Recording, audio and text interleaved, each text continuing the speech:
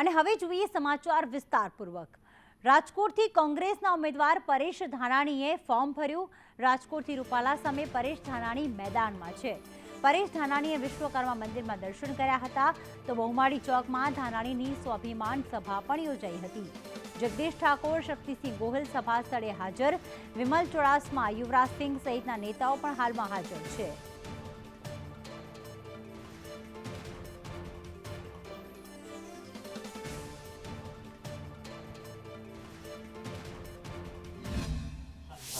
એવી આપણી ખેડૂતની દીકરી સાક્ષી, એ દીકરી એમ કહે કે ભાજપનો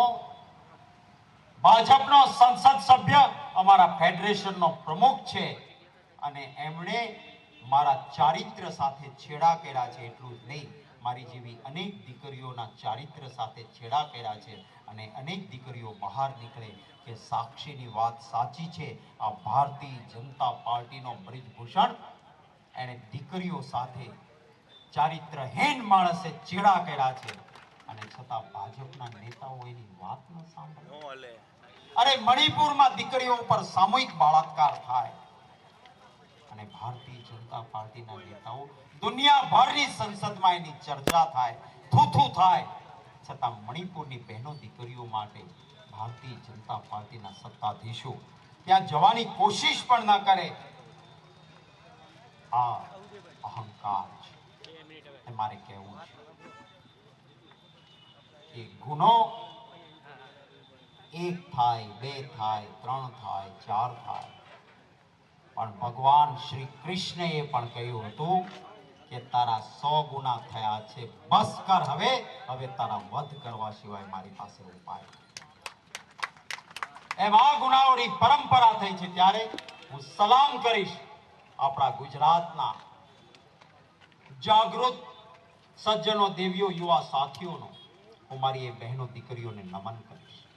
કોઈ એક જ્ઞાતિ નહીં, કોઈ એક જ્ઞાતિ નહીં, તમામ જ્ઞાતિનું સમર્થન, તમામ જ્ઞાતિ સાથે મળીને આવી, કારણ કે આ દેશના રાજા રજવાડા કે મહારાજાઓ કોઈ એક જ્ઞાતિ નહોતી।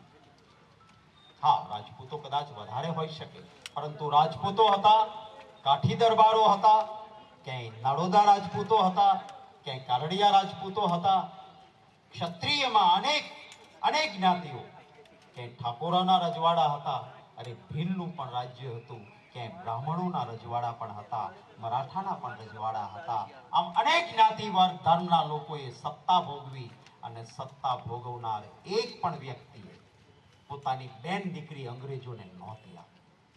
દેશની આઝાદી માટે બધા લડ્યા હતા। અરે મા ભૌમની રક્ષા માટે, ગાયોની રક્ષા માટે, બહેનો દીકરીઓની રક્ષા માટે ગામે ગામ પાળિયા થયેલા છે, ગામે ગામ પાળિયા થયેલા છે। અને છતાં એમ કહેવાનું કે આ લોકોએ રોટી બેટીનો વ્યવહાર કરીને બહેનો દીકરીઓ આપી હતી, આ એક પ્રકારનો અહંકાર બોલ્યો હતો। અને અહંકાર સામે હજારો લોકો રાજકોટની સરહદ પર એકત્રિત થયા।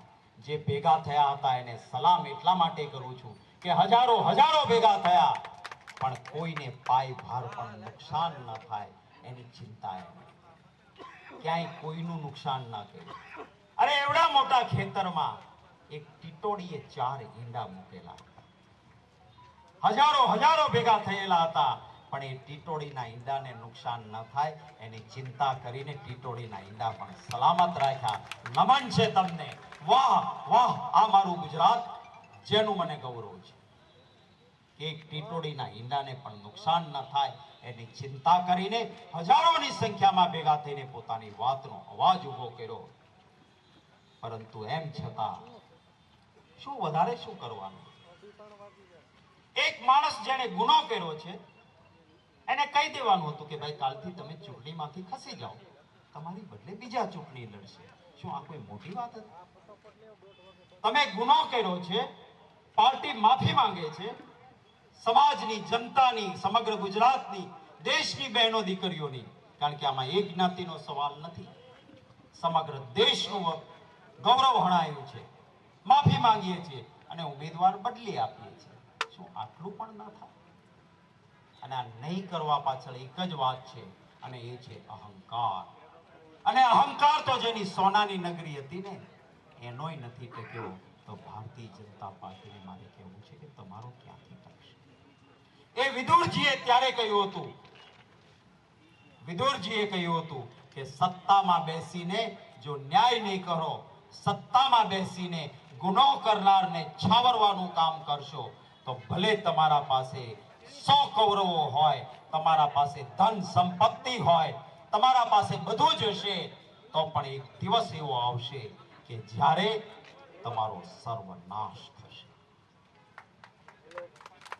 આજે ભારતીય જનતા પાર્ટી પાસે 82 અબજ 52 કરોડ રૂપિયાનું ધન ભંડોળ ઓફિશિયલ છે. ગેરકાયદેસર હશે તો જુદા. 82 અબજ 52 કરોડ કાગળ ઉપર ઇલેક્ટોરલ બોન્ડ થી ધન સંગ્રહ કરીને ભેગા કરેલા છે. પરંતુ મારે કહેવું છે કે આવા ધન સંગ્રહ સામે લોકોનો પ્રેમ છે ને, એ વિજયી થશે. ધનનો વિજય નથી થતો, લોકોના પ્રેમનો વિજય થાય છે. ભાઈ પરેશ ધાનાણી, મેં કહ્યું એમ, આવ્યા નથી, સૌએ બોલાવ્યા છે. એ ચૂંટણી લડવા આવ્યા નથી, ચૂંટણી લડવા આપે બોલાવ્યા છે ત્યારે આવ્યા છે. અને જ્યારે આપના બોલાવ્યા પર આવ્યા છે ત્યારે આપનો પ્રેમ પણ જીતશે, આપના મતો પણ મળશે અને વિજયી પણ બનશે. એ વિજય પરેશ ધાનાણીનો નહીં, આપ સૌની અસ્મિતાનો. રાજકોટ એ સૌરાષ્ટ્રનું હૃદય છે અને આ હૃદય કુંજમાં વિજય થશે. આખા દેશમાં એક સંદેશો જશે કે અહંકારને પ્રેમની ટક્કર તોડી શકે છે. આ પ્રેમની ટક્કર છે. દીકરીઓએ, બહેનોએ આવીને એને રાખડી બાંધી છે. આ રાખડી છે એમની રક્ષા કરશે. અને પરેશ ધાનાણી એક એવો યુવાન છે જેને મેં નજીકથી કામ કરતા જોયો છે.